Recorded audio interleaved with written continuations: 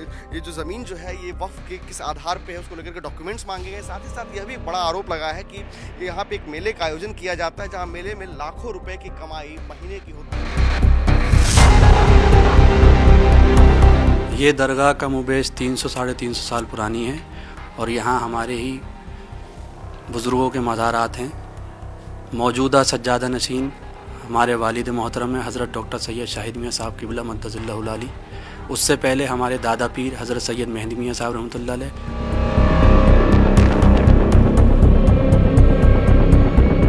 संभल के चंदौसी तहसील क्षेत्र के जनेटा गांव में सैकड़ों वर्ष पुरानी दरगाह शरीफ को लेकर एक बड़ा मामला सामने आया है, जहां प्रशासन इस दरगाह को लेकर सरकारी जमीन पर कब्जे की बात कर रहा है। वहीं इस मामले को लेकर के गांव के शिकायतकर्ता ने सीएम पोर्टल पर यह शिकायत करते हुए आरोप लगाया है कि दरगाह पर अवैध तरीके से मेले का आयोजन कर करोड़ों रुपए की कमाई की जा रही है। इस शिकायत के बाद संभल प्रशासन की ओर से एक नोटिस भेजा गया, जिसमें कई सारे सवाल इस दरगाह कमेटी से पूछे गए। देखिए, यही वो दरगाह है जो दरगाह शरीफ है, जिसके बारे में बताया जाता है कि दरगाह शरीफ जो है यह सैकड़ों वर्ष पुराना है और इसको लेकर के विवाद काफी ज्यादा गहराता जा रहा है।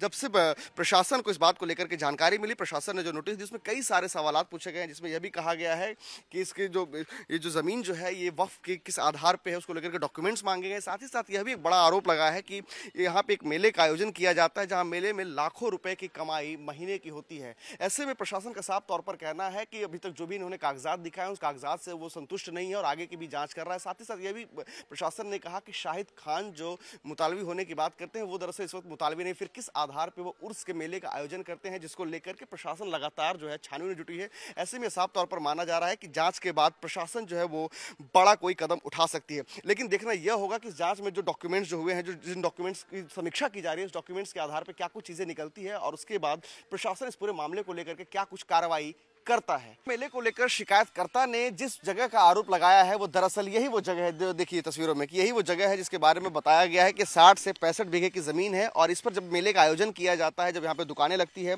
तो उस पे जो है 300 रुपये प्रति फीट के हिसाब से पैसे की उगाही की जाती है। इस तरह के आरोप जो शिकायतकर्ता ने सीएम पोर्टल पर भी लगाए। साथ ही साथ यह भी बताया है कि यहाँ पर जो प्रसाद और जो चढ़ावा होता है उसके पैसे का भी गबन होता है और साथ ही साथ यहाँ पे तंत्र मंत्र को लेकर के भी यह आरोप लगाया है। जिसके बाद जब इस पूरे मामले को लेकर के जब प्रशासन ने जब छानबीन की तो प्रशासन का भी साफ तौर पर कहना था कि हाँ, महीने के 20 से 25 लाख रुपए की मासिक आमदनी होती है और उनका हिसाब किताब अभी तक नहीं दिया गया है। साथ ही साथ यह भी कहा गया है कि जब शाहिद खान जो दरगाह कमेटी के हैं वो अगर इस मुतालबी नहीं है वक्फ के साथ आज के तारीख में, तो किस आधार पे यहाँ मेले का आयोजन करते हैं, जिसको लेकर के जो प्रशासन ने भी जो रिपोर्ट मांगी है, जो कागजात मांगे, उसमें यह सवाल साफ तौर पर किया गया है कि जो पिछले 7 सालों के ऑडिट की रिपोर्ट मांगी गई है। साथ ही साथ यह भी मांगा गया है कि जो इसका जो पूरी जो खर्च हुई है उस खर्च को लेकर के क्या कुछ उसके रिपोर्ट है, कितने पैसे यहाँ से कमाई हुई है, उन तमाम पहलुओं को लेकर के प्रशासन जो है लगातार सख्ती के साथ उन कागजात की मांग की है। लेकिन आपको दिखाना होगा, देखिए यहीं पे वो उस मेले का आयोजन होता है, जहाँ पे देखिए अभी दुकानें आपको फिलहाल दिख रही होगी और उसके साथ ही साथ यहाँ पे यह भी कहा जाता है कि यहाँ पर बैरियर लगाए जाते हैं, जो भी गाड़ियाँ आती हैं उनसे बैरियर से पैसे वसूले जाते हैं और उसके बाद फिर यहाँ पर जो गाड़ियाँ खड़ी की जाती है उनसे भी पैसे वसूले जाते हैं। तो ऐसे में अब देखना यह होगा कि जिस तरह के आरोप लगे हैं उन आरोपों को लेकर के जो है प्रशासन को जो डॉक्यूमेंट्स मुहैया कराए गए हैं, प्रशासन उस डॉक्यूमेंट्स को लेकर के क्या कुछ निष्कर्ष पर निकलता है और आगे की क्या कुछ कार्रवाई होती है। सर, प्रशासन का कहना है कि जो दरगाह है वह सरकारी जमीन पे बना है, उसको लेकर के नोटिस दिया है, तो प्रशासन का जो कहना है उसको लेकर क्या कहते हैं आप? ये दरगाह का मुबेश 300-350 साल पुरानी है और यहाँ हमारे ही बुज़ुर्गों के मज़ारात हैं।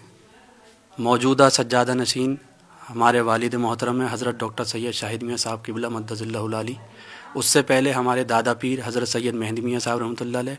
उससे पहले परदादा हज़रत सैयद मोती मियाँ साहब रहमतुल्लाह अलैह। उससे पहले मुतवल्ली जो थे हज़रत सैयद नौशी मियाँ साहब रहमतुल्लाह अलैह। और फिर इसी तरीके से हज़रत सबसे बड़े बुज़ुर्ग हमारे यहाँ जो तशरीफ़ फरमा है, जो 300-350 साल से मज़ार आपने देखा होगा, उनका नाम हज़रत सैयद मौज़म मियाँ साहब रहमतुल्लाह अलैह है।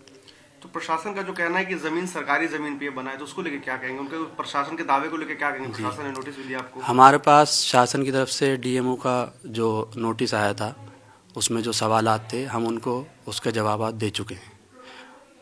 कागज वगैरह भी? जी, हमने उनको दिखा दिया है कागज वगैरह जी। और ये जो ज़मीन है ये इसका इंदराज वक्फ में है। ये वक्फ की ज़मीन है जी। तो प्रशासन ने क्या कहा जब आपने प्रशासन को कागज दिए? तो अभी तहकीक कर रहे हैं हम, अभी कागज़ प्रोवाइड कर दिए हमने उनको। तो इस पूरे प्रकरण को लेकर क्या कहेंगे, जो 350 साल से पुराना जो दरगाह है और उस पर अचानक से इस तरह की बातें प्रशासन के द्वारा कही जा रही है कि सरकारी ज़मीन पे है, और साथ ही साथ प्रशासन का यह भी कहना है कि अगर सरकारी ज़मीन पे चीज़ें पुष्टि होती है तो हम कार्रवाई भी करेंगे, तो इसको लेकर क्या कहेंगे आप? इसमें असल में किसी मुखालिफ का हाथ है जो बेबुनियाद आरोप और बराबर दरख्वास्तें वगैरह लगा रहे हैं। एक यह भी आरोप लगाया गया है कि आपके उसी गांव से ही जो प्रशासन के पास जो जानकारी मिली, ये आरोप लगाया गया है कि ये जो सरकारी ज़मीन पे जो ये दरगाह बना है और आपके वालिद साहब हैं वो यहाँ पर मेला लगवाते हैं और अवैध वसूली का भी आरोप लगाया, जिस तरह के शायद आपको भी जानकारी होगी इस बात की, इसको लेके क्या कहेंगे आप? देखिए, आरोप तो हम किसी पे भी लगा सकते हैं, कुछ भी लगा सकते हैं, लेकिन किसी के आरोप लगाने से ये सिद्ध नहीं होता कि वो आरोपी है। इसको जो है सिद्ध करना पड़ता है। अब ये जो आप जहाँ बैठे हैं हम लोग, ये सज्जादा नशीन की मसनद है। यहाँ पे मुरीदीन, मुहिब्बीन, मुतवस्सिलीन जो भी ज़ायरीन आते हैं, मिलते हैं, दुआ करवाते हैं अपने लिए, पानी पे दम वगैरह करवाते हैं। वो बस ये जगह जो है जितनी भी आप देख रहे हैं, इसको एक अस्पताल का नाम दिया जा रहा है, जबकि आप यहाँ मौजूद हैं। आप देखें यहाँ क्या अस्पताल जैसी चीज़ है। ये सब हमारी अराज़ी है, जो हमारी रिहाइश है ये अराज़ी है हमारी, और जो दुकानें वगैरह लगती हैं वो भी हमारी ही रिहाइश पर्सनल अराज़ी में लगती हैं। तो ये जिस तरह वफ़ की जो ज़मीन है उसमें सिर्फ कार खैर के काम होते हैं। मस्जिद, मज़ार, मुसाफिर खाना जो ज़ायरीन के लिए शेड प्रोवाइड किया गया है ताकि गर्मी वगैरह में आराम से उसमें आराम कर सकें, और बाकी लंगर खाना है, उसमें भंडारा वगैरह गरीबों के लिए होता है बस। तो ये बताइए कि प्रशासन ने जो सरकारी ज़मीन पे जिस प्रॉपर्टी की बात कही है उसमें दरगाह है या फिर मस्जिद भी है साथ में? दरगाह और मस्जिद है। एक न्यूज़ वालों ने उसको ईदगाह बता दिया, लेकिन वो ईदगाह नहीं है, मस्जिद दरगाह है। आपने तमाम जो कागजात हैं वो आपने दिखा दिए? जी अल्हम्दुलिल्लाह। हमारे साथ चंदौसी से तहसीलदार धीरेन्द्र सिंह हैं, हम उनसे बात करेंगे। सर, जिस तरीके से बड़ा एक आरोप लगा है कि सरकारी ज़मीन पे लगभग 300 साल पुराना दरगाह है जिसको लेकर प्रशासन जांच कर रही है, हमने दूसरे पक्ष से बात की, उनका कहना है कि हमारे पास वक्फ की ये डॉक्यूमेंट ज़मीन है, वक्फ की ज़मीन पर हमने बनाया, हमने डॉक्यूमेंट भी पेश किए हैं। क्या कुछ चल रहा है सर इस मामले को लेकर? देखिए, वक्फ ये होता है कि यदि कोई व्यक्ति धार्मिक प्रयोजन से या चैरिटेबल प्रयोजन से अपनी संपत्ति को दान करता है, उसे वक्फ कहते हैं। यह ज़मीन शुरू से राजस्व अभिलेखों में आबादी ईदगाह के नाम से दर्ज है। ऐसे में यह वक्फ संपत्ति किस प्रकार से घोषित की गई, एक जांच का विषय ये है, और दूसरा जांच का विषय यह है कि जो कथित व्यक्ति के द्वारा यहाँ पर उर्स का मेला लगवाया जाता है, और स्थानीय नागरिकों का ये कहना है कि इस दरगाह की मासिक आमदनी 20 से 25 लाख रुपए है, तो उन पैसों का क्या होता है, उसका क्या हिसाब है, और मुतवल्ली इनको वक्फ बोर्ड ने बना रखा। इन्होंने जो कागजात दिए हैं उसके अनुसार आज की डेट में यह मुतवल्ली नहीं है। इन सब कागज़ों की छानबीन की जा रही है, इसके बाद इस पर कार्रवाई की जाएगी।